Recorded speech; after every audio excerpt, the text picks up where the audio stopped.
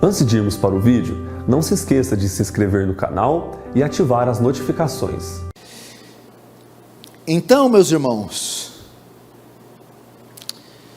quais são as lições que a crise, a epidemia, o coronavírus nos traz? A primeira lição é que as tragédias, as crises, as catástrofes naturais são a vara de Deus disciplinando as nações. Isso pode ser visto como juízo de Deus sobre as nações arrogantes, soberbas, blasfemas.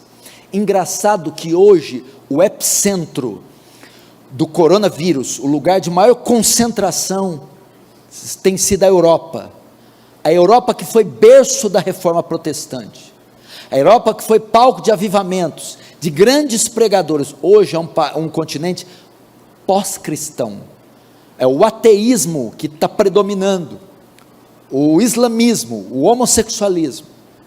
Então as nações poderosas estão sendo castigadas, estão vendo a sua impotência diante de tal peste, e é Deus passando com sua vara, castigando, disciplinando, enviando seus juízos, por causa da sua soberba, arrogância, por ter voltado as costas a Deus, na esperança que se arrependam, que voltem ao seu Criador, que reconheçam que há um Deus no céu, soberano, poderoso, e a Ele devem contas, devem louvor, devem adoração e devem glória.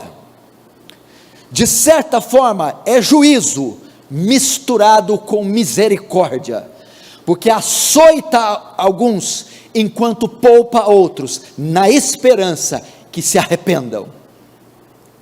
Segunda lição que eu aprendo: a vara não passa só pelos pagãos, só pelos ímpios, só pelos gentios.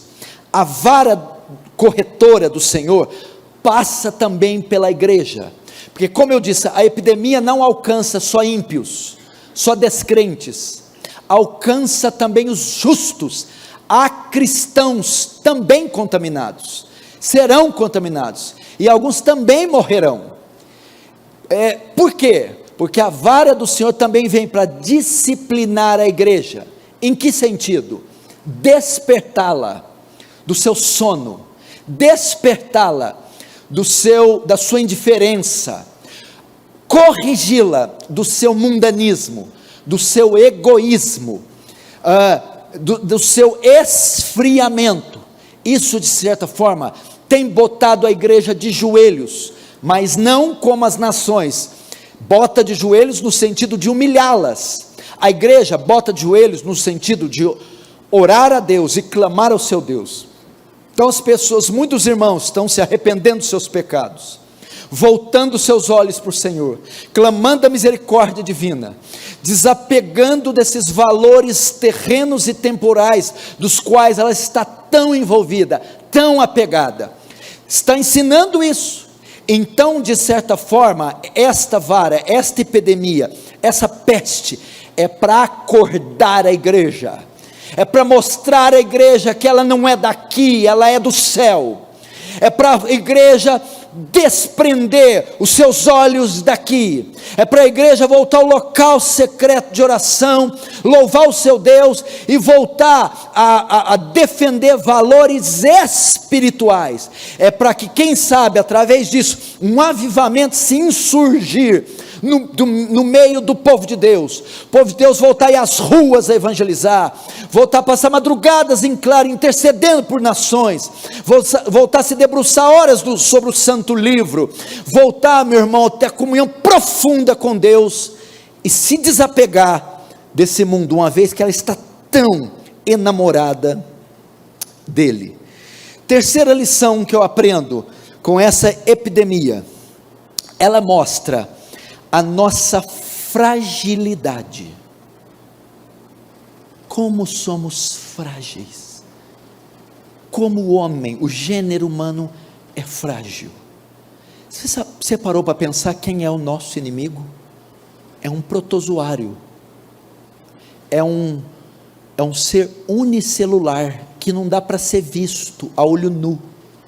E um protozoário unicelular está botando o mundo de joelhos, está gerando um pânico e um terror mundial.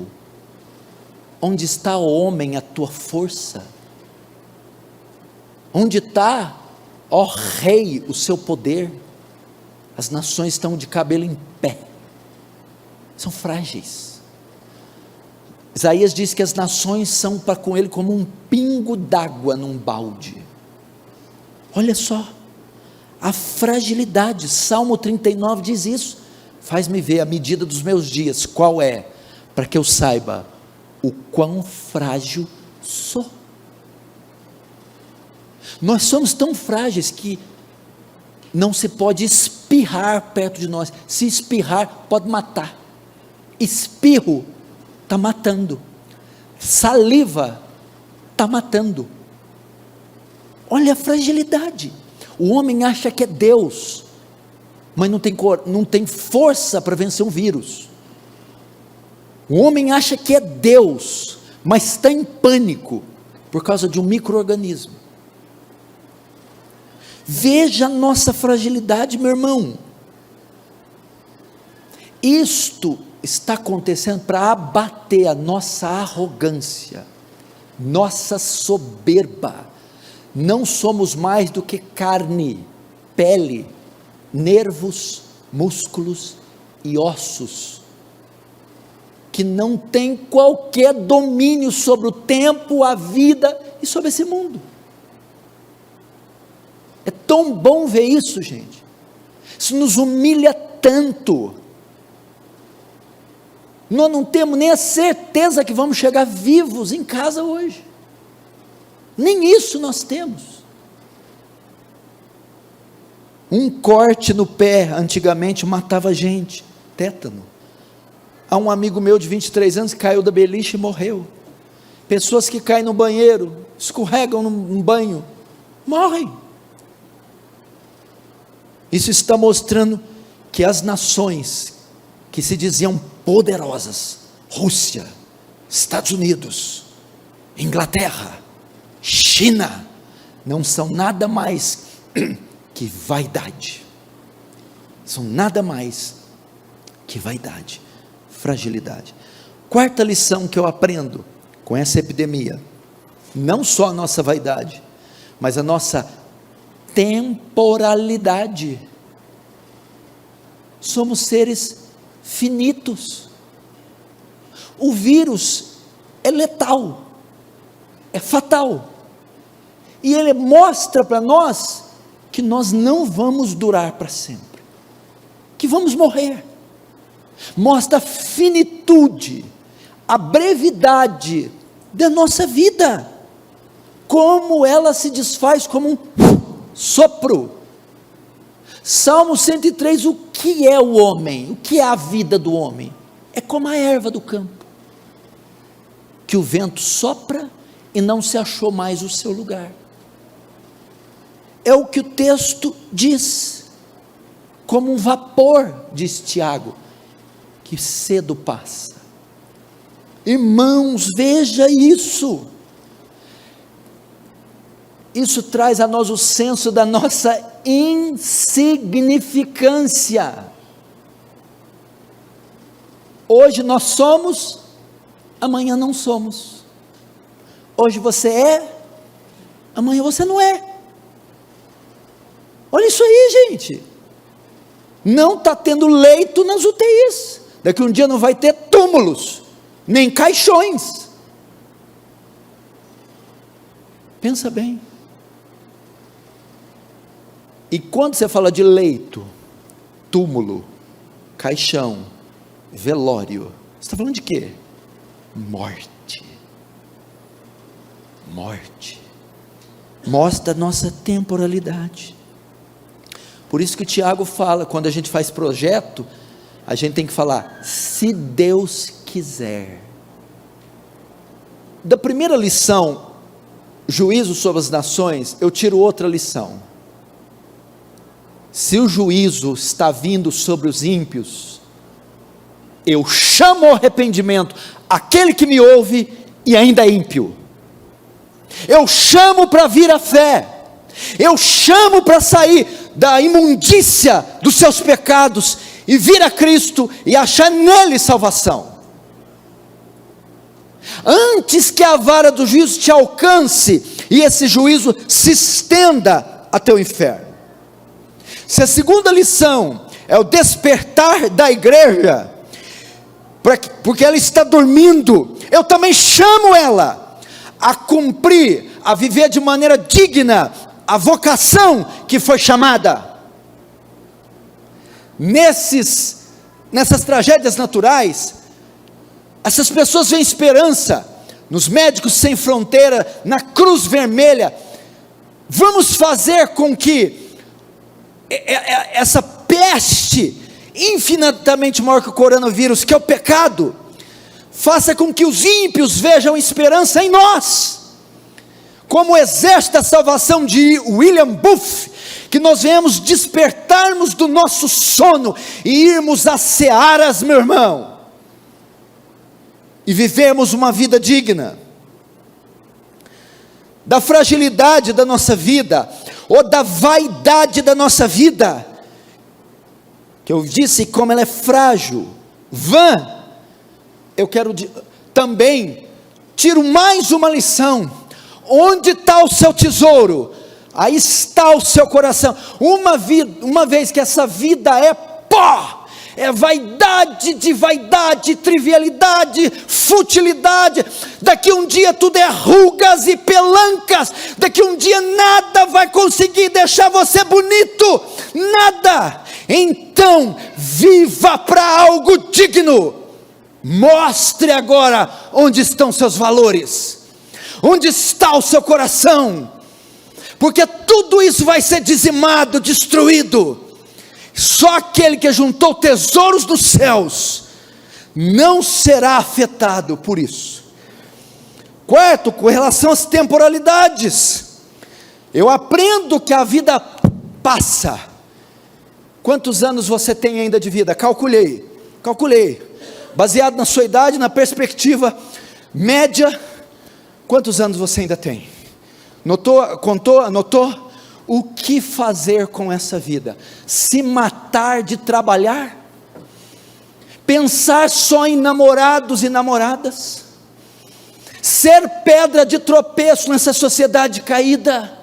Pense, aqui um dia acabou, é pequena, é breve, o que fazer? Pense. Não chegou a hora de deixar um marco aqui, um legado? Pense, daqui um dia você vai ver no final do túnel, game over, the end, finish, acabou, e aí?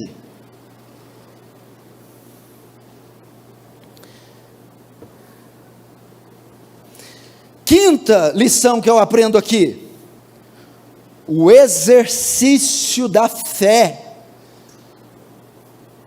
Irmãos, as nações estão tomadas de pavor, as pessoas procurarão a morte e não encontrarão. A Bíblia diz que as nações desmaiarão de terror, pela expectativa das coisas que hão de acontecer. Vai ser um caos. Entretanto, a igreja está firmada na rocha, que é mais alta que nós. Agora é o momento de nós utilizarmos esse poderoso artifício que foi nos dado, a fé. Paulo diz: por cuja causa eu padeço, mas não me envergonho, porque eu sei em quem eu tenho crido, e Ele é poderoso para guardar o meu depósito até aquele dia. É a hora de utilizarmos a nossa fé. As nações têm pânico, as nações têm medo, as nações sentem horror. Nós não, nós temos um Deus em quem confiar, temos promessas em as quais nos agarrar. Nós não temos medo, temos fé. Essa epidemia nos ensina o exercício da fé, a utilização da fé, da confiança na providência de Deus, no livramento de Deus, no milagre de Deus, no favor de Deus por nós. Onde é que Deus demonstra com mais força o seu favor? Os seus milagres? É na adversidade, é na crise.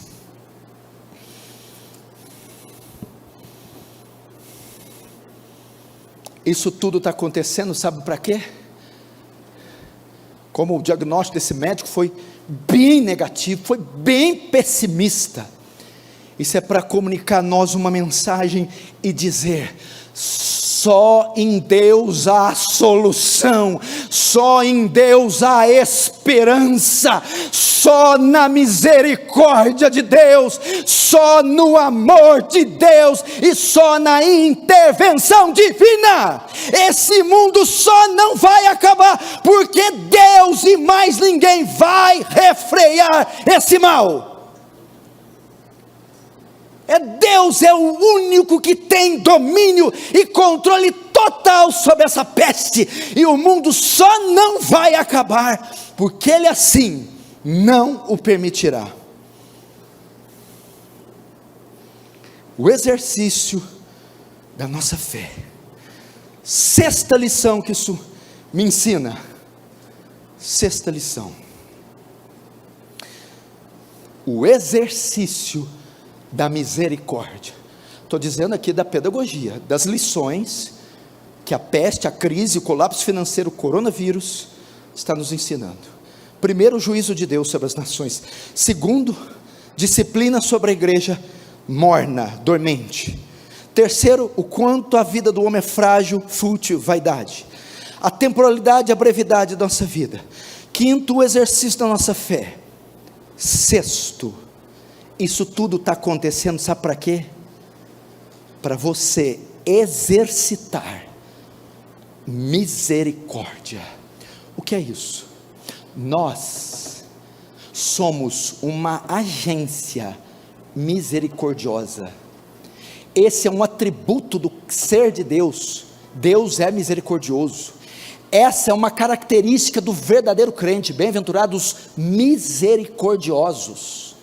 Ou seja, essa situação está acontecendo, nações assoladas, povos morrendo, mulheres sofrendo, problema financeiro, fomes, pânicos, pavor, para que nós entremos no cenário e não fiquemos atuando só em campo espiritual, mas também em campo social, e nós, com os dons que Deus nos deu, os recursos que Deus nos deu, venhamos a trabalhar para trazer alívio dessa gente que sofre, sofreu e sofrerá. Exerça misericórdia, se disponha, se prontifique a ajudar aqueles que estão ao seu redor sofrendo.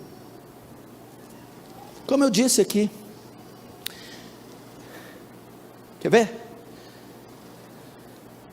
Quem aqui ontem orou para a Itália? Não orou para a Itália?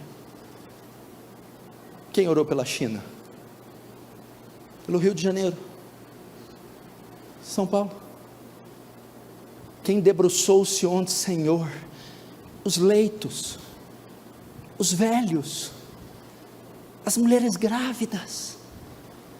Será que eu vou ver essa atrocidade, esse morticínio, e não vou sentir nada? Não vou fazer nada, nem ao menos orar. Eu estou tão concentrado no meu umbigo que eu não vou fazer isso. pois Deus está mostrando, permitindo notícias chegar em você, fotos, imagens, áudios, para que você se compadeça, se quebrante. Pelo amor de Deus, tem misericórdia. Nós estamos falando de montões de corpos, vidas. Chegou a hora de nós exercitarmos misericórdia. Faz um compromisso com Deus essa semana. Pega o mapa mundi. Essa semana eu me dedico a orar pela Inglaterra. Eu vou orar pela Espanha. Eu vou orar pela Alemanha. Eu ouvi dizer então que eles estão falando assim, ninguém está falando da África. Eles não estão nem se atrevendo a falar da África, porque esse vírus tem países daquele continente, cidades que não tem a menor condição, seria uma dizimação total. Ore pela África. Você quer ver aqui? Eu pedi uma informação para o missionário da Heart Cry, que mora na Espanha. Ele é brasileiro, o Igor. Eu perguntei, Igor, me fale como está a Espanha. Olha o que ele me respondeu hoje. Pastor, estamos em quarentena de 15 dias. Se sairmos de casa, podemos receber multa de 300 euros. Só pode sair para ir ao mercado e farmácia.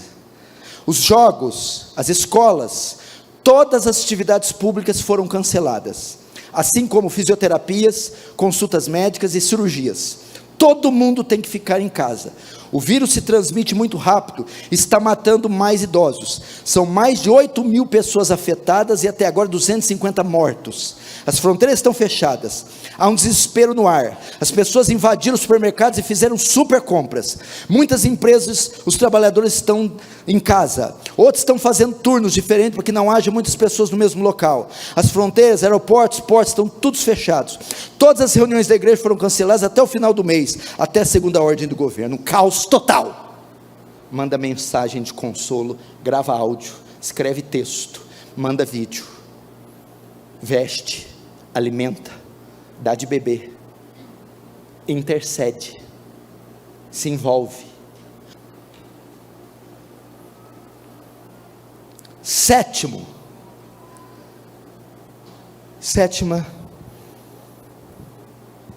lição: não existe, escute, há muitos anos não tínhamos uma oportunidade, um momento tão propício para a pregação do Evangelho como agora. O terreno está fértil como nunca. A quarta lição: lança poderosa semente. Irmãos, por que as nações estão aflitas, à beira do colapso, estão exaustas, não encontram resposta, mas eu estou aqui diante daqueles que têm todas as respostas que eles precisam. Eles não têm quem se firmar, não têm segurança.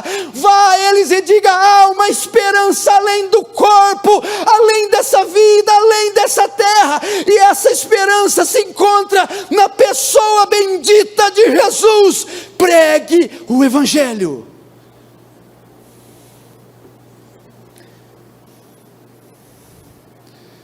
Elas vão querer achar o sentido da vida e não vão encontrar, mas em nós elas vão encontrar. Veja só, por que o coronavírus, a guerra, a fome, a peste, o HIV não é tão letal para nós, não apavora tanto a gente? A gente fica com um pouquinho de medo. Se ficar com muito medo, tem algo errado. Porque Jesus disse assim para nós, olha a palavra, como eu vou terminar o sermão. Quando a crise se instalar, e a igreja for tomada de pânico, Jesus vem e diz assim, ó: não temais quem mata o corpo, a peste, o vírus, a fome, a guerra. Eu porém vos digo, antes, a quem deveis temer. Temei antes aquele que tem poder para enviar no inferno tanto o corpo quanto a alma. Ou seja, Jesus está dizendo, para aqueles que são redimidos, a morte física não é um problema. Morreu, acorda na glória. Verdade? Então, com relação a nós, o coronavírus ele só vai antecipar o nosso gozo, só vai antecipar o arrebatamento, porque nós temos esperança além do túmulo, além desse cadáver, além desse corpo. Se eu morrer hoje, você acha que Deus vai me dar uma glória dessa? De hoje partir para estar com Cristo e ver os santos, estar desfrutando de uma bem-aventurança inefável. Para nós a morte não é um problema, porque ele disse, a morte não terá a última palavra. Morrer hoje é acordar com Cristo. Mas para aqueles que não têm esperança após a morte, para que não tem esperança de ressurreição, para que não tem uma rocha em quem se firmar, para eles a morte é trágica. Por isso devemos pregar o Evangelho. Essas são as lições que a crise está nos ensinando. Antes de você orar, eu vou te dizer o que você vai orar. Você vai orar e vai dizer, Deus, eu quero sair daqui diferente como eu entrei. Não dá mais, chega. Eu quero mudar. O Senhor está aplicando os seus juízos, está me despertando para uma vida santa, está me mostrando quão frágil eu sou e quão temporal é minha vida. Quer que eu exercite a minha fé no meio do caos e a misericórdia entre os perdidos, e pregue o seu santo evangelho. Eu baterei continência para o capitão da minha salvação, e eu ouvirei suas ordens esta noite. Amém? Feche os olhos então. Vamos começar isso agora.